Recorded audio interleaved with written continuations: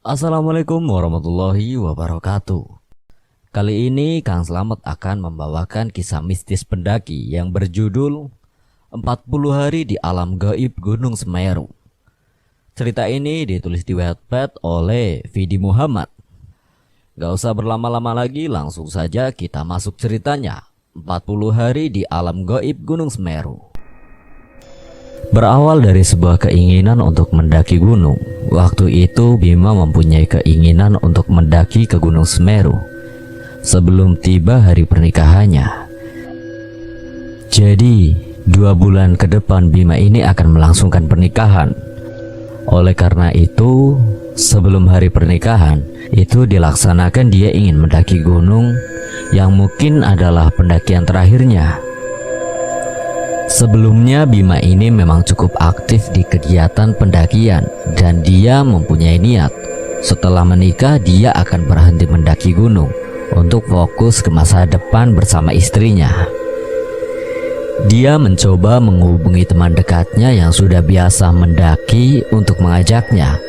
Tapi waktu itu temannya tidak bisa karena ada kesibukan yang memang tidak bisa ditinggalkan.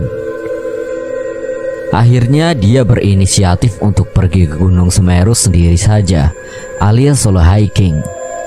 Karena sisi lain Bima sudah cukup akrab dengan salah satu petugas di sana.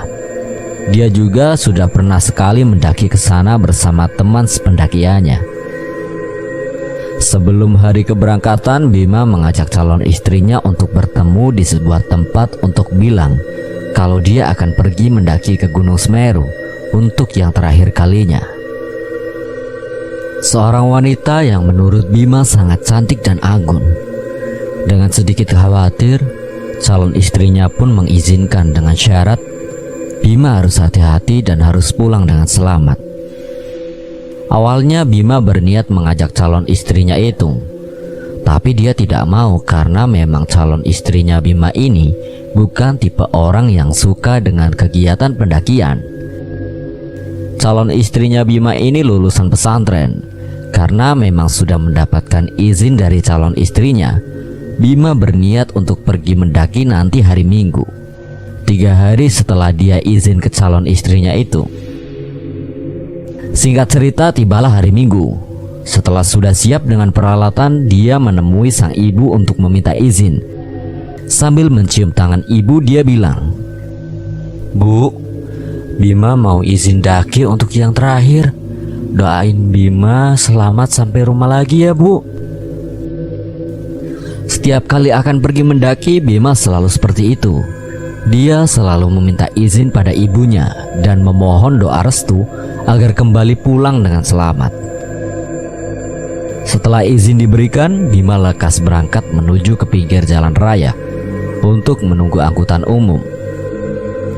Mengingat ini adalah pendakian terakhir, Bima sengaja tidak membawa kendaraan sendiri. Dia pergi dengan menaiki kendaraan umum. Setelah menempuh sekitar 1,5 jam perjalanan, sampailah Bima di daerah Tumpang. Sesampainya di sana, dia menyewa mobil hardtop untuk mengantarkannya ke desa terakhir. Sesampainya di desa terakhir, Bima menghubungi temannya atau kenalannya yang bertugas di pos pendaftaran. Setelah dihubungi, temannya itu meminta Bima untuk langsung menuju ke pos pendaftaran dan ketemu di sana.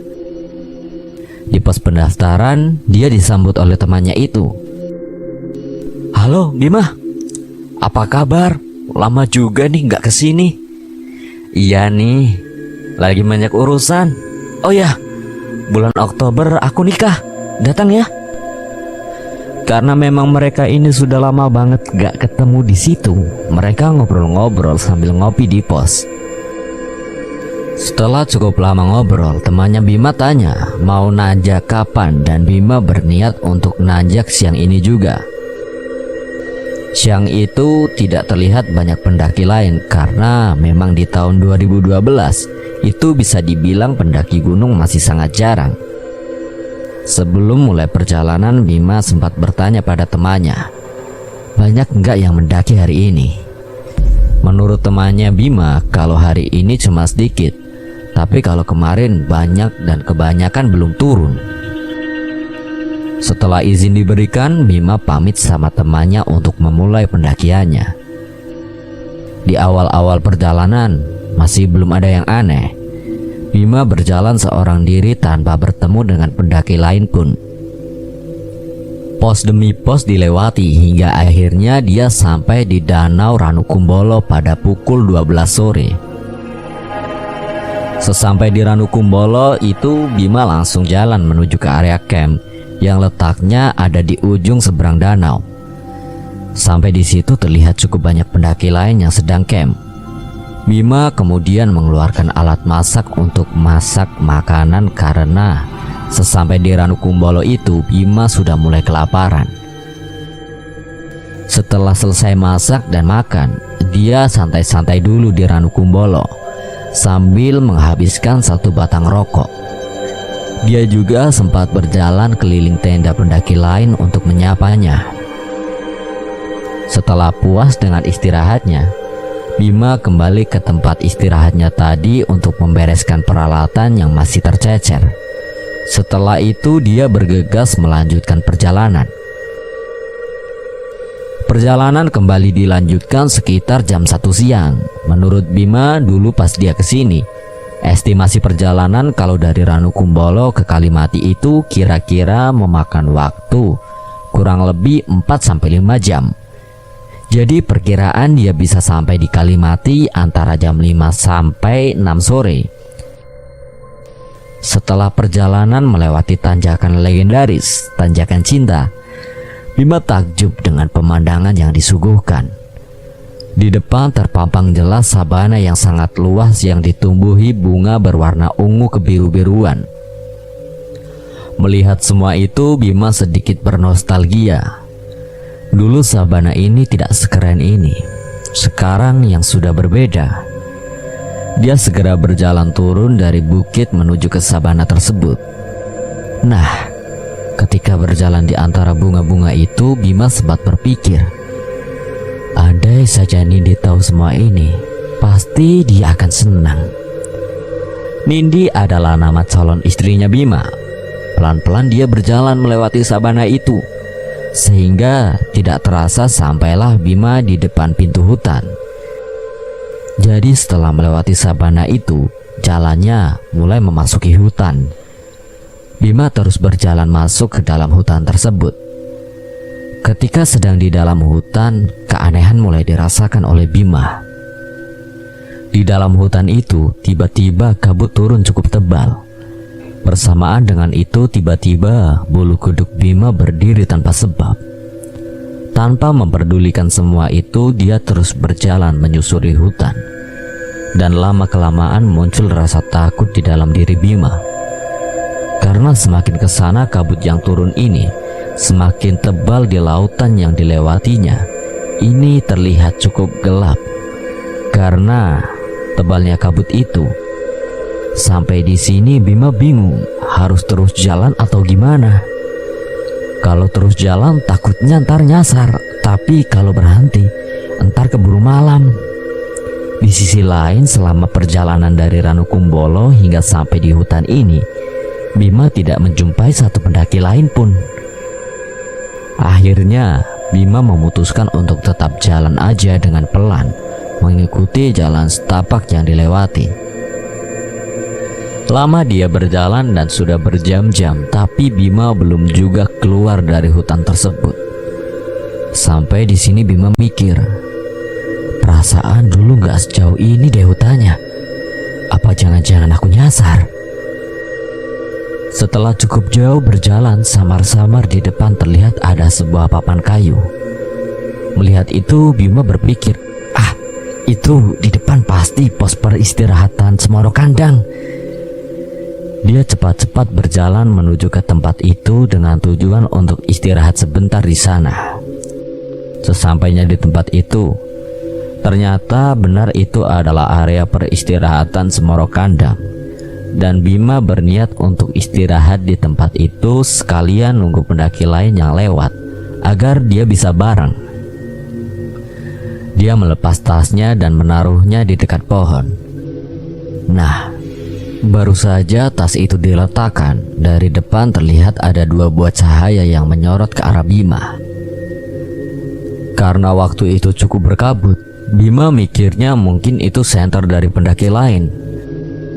Bima mengurungkan niatnya untuk beristirahat di tempat itu.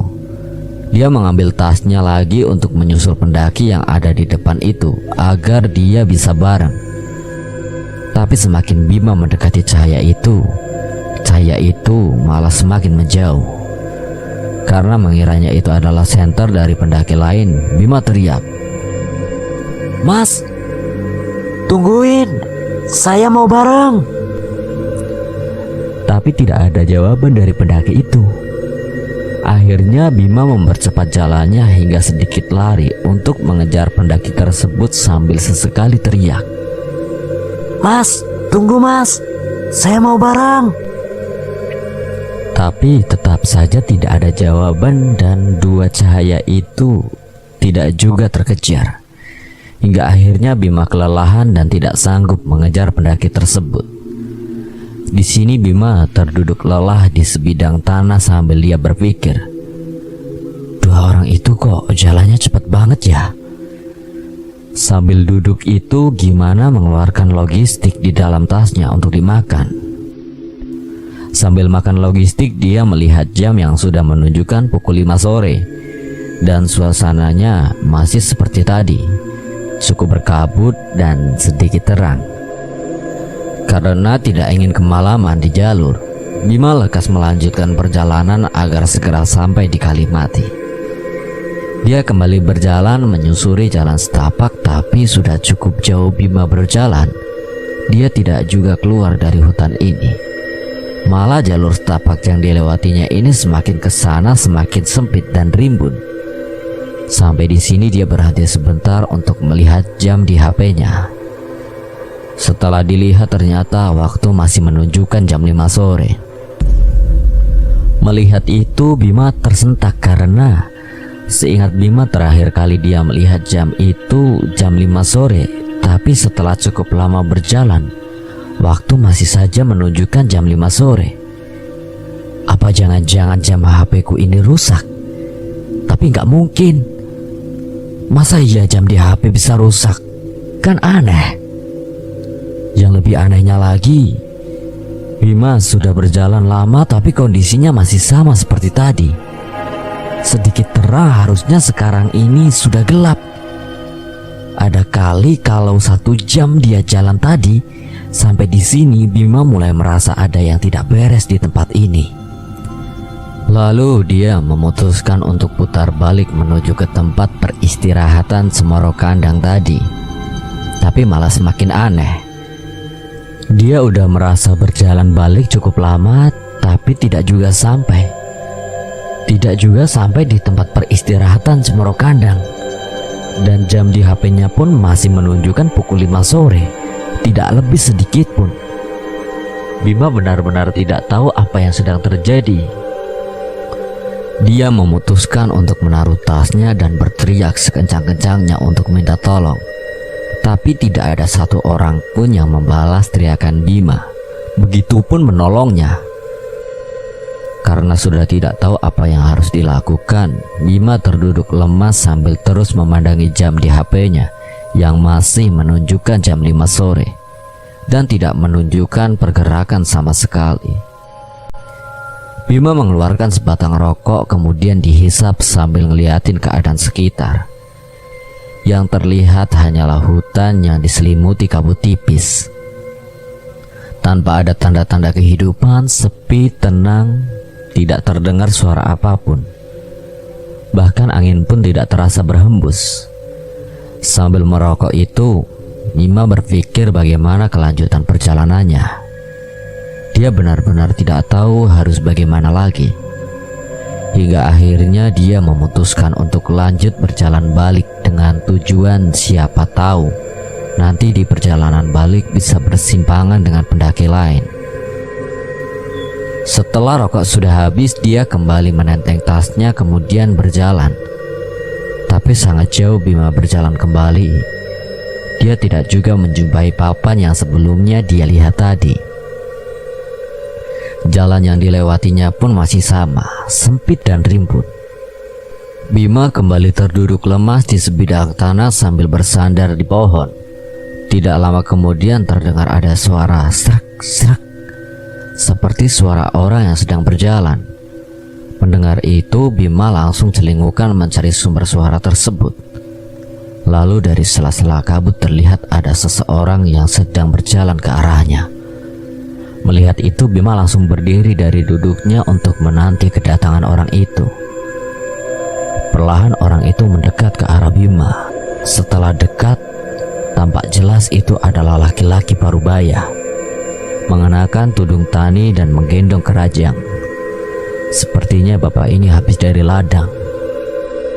Belum sampai Bima menyapa orang itu, bilang dengan menggunakan bahasa Jawa, "Sampean ki sinten? Golek apa ning kene?" "Kamu ini siapa? Cari apa di sini?" Bima menjawab, "Kula ajeng muncak Semeru, Pak, tapi dereng dugi." "Saya mau ke puncak Semeru, Pak, tapi belum sampai." Orang itu memperhatikan Bima dari ujung kaki sampai ujung rambut. Sepertinya ada yang aneh dengan Bima. Setelah memperhatikan itu, dia bilang, "Ya wis, nek ngono ayo melu aku." "Ya sudah, ayo ikut saya." Bima segera mengambil tasnya dan ikut berjalan bersama orang itu. Sambil berjalan, Bima bertanya, "Jenengan dugi pundi, Pak?" "Bapak habis dari mana?" "Bare nyambangi sawah." "Habis jenguk sawah." "Sawahe ten sebelah pundi?" "Kae nang kono." ucap bapak itu sambil menunjuk ke arah belakang. Mendengar itu, Bima berpikir, perasaan dari tadi aku nggak lihat ada sawah. Apa mungkin aku emang nggak ngelihat? Bima berpikir seperti itu karena waktu itu kan cukup berkabut, jadi mungkin dia tidak melihat sawah bapak ini. Tidak lama berjalan mengikuti bapak itu, sampailah Bima di sebuah perkampungan. Melihat itu, Bima kaget. "Loh, kok sampai di perkampungan? Perasaan tadi aku lewat sini nggak ada perkampungan." Sampai di perkampungan itu, si bapak bilang, "Iki desaku, aku ndek kene iki lurah." "Oh, nggih Pak, kula nembe ngartos." "Ayo lerene ngomahku dhisik." Melihat perkampungan itu merasa lega. Urusan mendaki gunung sudah dilupakan. Yang penting sekarang dia tidak tersesat dan selamat. Bima berjalan mengikuti bapak itu hingga sampai di depan rumahnya. Jadi rumahnya ini ada di paling ujung perkampungan tersebut dan terlihat sangat besar dan mewah. Wajar sih, namanya juga kepala desa. Bima berpikir seperti itu. Bapak itu kemudian mengajak Bima untuk masuk ke dalam. Sesampainya di dalam, bapak itu meletakkan tudung tani dan keranjang yang digendongnya. Kemudian duduk di sebelah kursi dan memanggil istrinya. "Bu, bapak mulai gawe ning ngombe kenek tamu." Mendengar itu, Bima sempat menolak karena sungkan. "Aduh, gak usah repot-repot, Pak. Biar saya langsung pulang aja." Tapi bapak itu bilang tidak apa-apa dan meminta Bima untuk istirahat dulu di sini. Bapak itu kemudian meminta Bima untuk duduk di kursi di sebelahnya. Kalau dilihat-lihat, sepertinya bapak ini adalah orang baik. Pantas dia dipilih sebagai kepala desa di kampung ini, pikir Bima. Tak lama kemudian datanglah istri bapak itu sambil membawa 2 gelas air putih. Kemudian beliau bertanya pada Bima, "Sampean iki asale ngendi?" "Kulo saking Lumajang, Bu." "Oh, ya wis, diombe sik banyune." Kemudian ibu itu kembali ke dalam dan Bima meminum air yang disuguhkan.